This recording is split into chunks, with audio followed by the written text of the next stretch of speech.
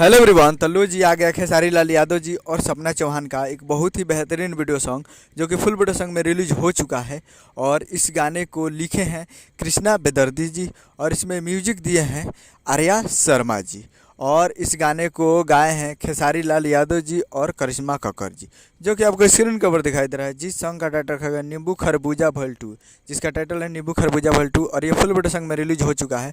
और वीडियो में है खेसारी लाल यादव जी और सपना चौहान जी, फिट में है सपना चौहान जी। तो आज full video song release in on 11 दिसंबर 2023 को सुबह 6:30 AM पे फुल वीडियो सॉन्ग को रिलीज़ किया गया है। तो आज 11 दिसंबर के सुबह 6:30 फुल वीडियो सॉन्ग आ चुका है और काफ़ी बेहतरीन वीडियो सॉन्ग है।